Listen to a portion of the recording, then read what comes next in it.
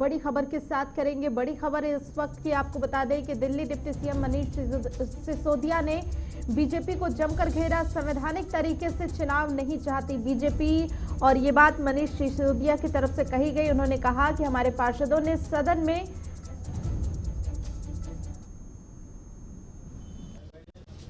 आप सब जानते हैं कि 7 दिसंबर को एमसीडी चुनाव का रिजल्ट आया था और आज 2 महीने हो गए। 7 फरवरी तक दिल्ली को मेयर नहीं मिलने दे रही है भारतीय जनता पार्टी। दिल्ली की जनता ने भारतीय जनता पार्टी के 17 साल के शासन से दुखी होकर, गंदगी देख के, भ्रष्टाचार देख के, हर तरफ गड़बड़ी देख के, कूड़ा देख के, पार्कों की हालत देख के इनको हटाया था। बीजेपी वालों को क्लियर मैंडेट दिया था आम आदमी पार्टी को, लेकिन मेयर का चुनाव नहीं होने दे रही है भारतीय जनता पार्टी। आज 7 दिसंबर को सीधे सीधे सबको बताया कि इनको 104 सीटें मिली, आम आदमी पार्टी को 134 सीटें मिली, यानी कि जनता का मैंडेट साफ है। 2 महीने तक इन्होंने आम आदमी पार्टी के पार्षदों को खरीदने की भी कोशिश की, तोड़ने की भी कोशिश की, लेकिन हमारा एक भी आदमी नहीं बिका, आम आदमी पार्टी का एक भी पार्षद नहीं बिका। तो 2 महीने से ये, वैसे तो उससे पहले भी जब इलेक्शन इन्होंने पोस्टपोन किए थे तब से भी, लेकिन 2 महीने से चुनाव होने के बावजूद, जनता द्वारा आम आदमी पार्टी को मैंडेट दिए जाने के बावजूद भारतीय जनता पार्टी अफसरों के माध्यम से एमसीडी को चला रही है और उल्टे सीधे काम कर रही है वहां पे। आज आपने देखा कि हमारे पार्षद पूरी तरह से शांत बैठे थे। बीजेपी के पार्षद बिना बात हंगामा कर रहे थे सदन में, कोई मुद्दा नहीं था, बस खड़े होकर शोर मचाना है कि बैठक नहीं होने देनी है।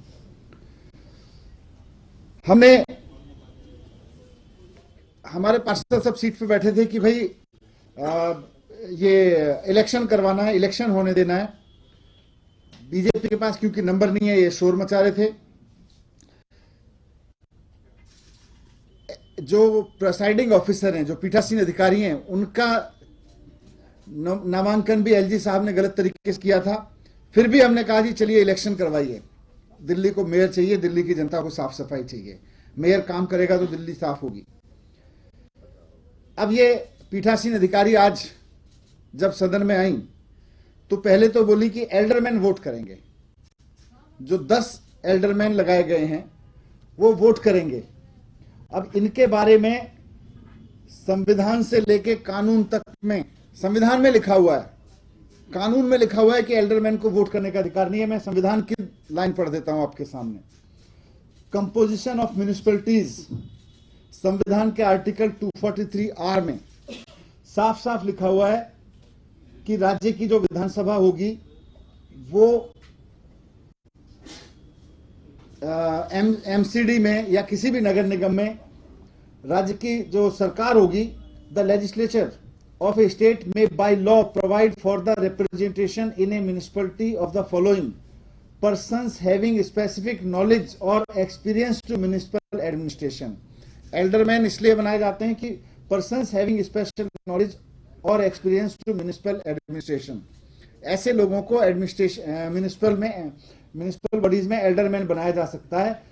संविधान साफ साफ कहता है कि however the persons referred in this section, in this article, shall not have the right to vote in the meeting of the municipality।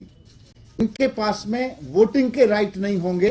ये संविधान में 243R में लिखा हुआ है, साफ साफ लिखा हुआ है कि they shall not have the right to vote in the meeting of the municipality। MCD act जिसके तहत ये सदन चल रहा है, उसमें भी साफ साफ लिखा हुआ है कि 10 लोग, 10 persons who are not less than 25 years of age and who have special knowledge or expertise in municipal administration to be nominated by the administrator, provided that persons nominated under this subclause shall not have the right to vote in the meeting of a corporation। Corporation की meeting में vote डालने का अधिकार नहीं होगा। संविधान में लिखा हुआ है, कानून में लिखा हुआ है। उसके बावजूद बीजेपी की पीठासीन अधिकारी ने बहुत ही असंवैधानिक तरीके से, गैर कानूनी की तरीके से ये कहा कि भाई मेयर इलेक्शन में ये लोग वोट डालेंगे। हमारे पार्षदों को, आम आदमी पार्टी के पार्षदों को यह साफ था कि बीजेपी जो भी साजिश कर ले, संविधान तोड़ने की, कानून तोड़ने की, लेकिन दिल्ली की जनता ने क्लियर कट मैंडेट दिया है, नंबर्स हमारे पास में, इसलिए फिर भी हमारे पार्षद एकदम शांत बैठे रहे सदन में। उन्होंने कोई हंगामा नहीं किया, वो कहते रहे वोट कराओ, वोटिंग कराओ। उसके बावजूद उनको लगा जब आम आदमी पार्टी के पार्षद इस पे भी शोर नहीं मचा रहे, इस पे भी ये सदन चलने दे रहे कि मेयर कराओ, तो इससे तो आम आदमी पार्टी का मेयर बन जाएगा, तो उन्होंने पहले सदन भंग कर दिया हंगामा करके। फिर थोड़ी देर बाद बोले कि तीनों के तीनों इलेक्शन, जो 3 इलेक्शन होने थे, मेयर का, डिप्टी मेयर का और 6 स्टैंडिंग कमेटी के मेंबर्स का, बोले तीनों के तीनों इलेक्शन एक साथ कराएंगे। यह भी गैर कानूनी है। तीनों इलेक्शन, मेयर का, डिप्टी मेयर का और स्टैंडिंग काउंसिल के मेंबर्स का एक साथ नहीं हो सकता है, वो सीक्वेंस में होगा।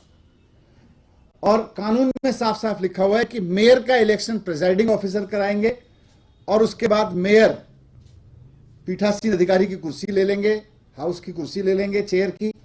उसके बाद मेयर की अध्यक्षता में डिप्टी मेयर और स्टैंडिंग कमेटी के मेंबर्स का चुनाव होगा। यह भी कानून में साफ साफ लिखा हुआ है।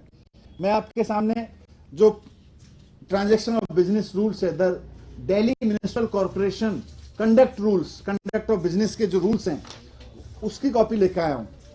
उसमें लिखा हुआ है, उसके रूल 7 में लिखा है, mayor to preside over the rest of the meeting, की एक बार मेयर का इलेक्शन होगा और मेयर के इलेक्शन के बाद as soon as the mayor is elected he shall preside over the meeting for transaction of the rest of the business.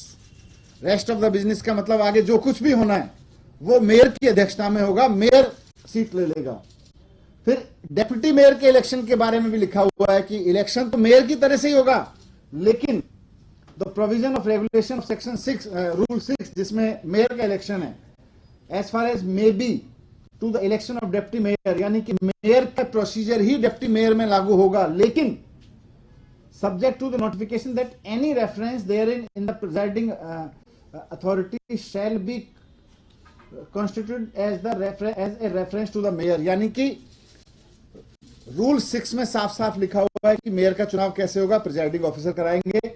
और आगे रूल 7 में और 8 में लिखा हुआ है कि मेयर उसके बाद में सदन की अध्यक्षता ले लेंगे और डिप्टी मेयर का इलेक्शन मेयर की अध्यक्षता मेयर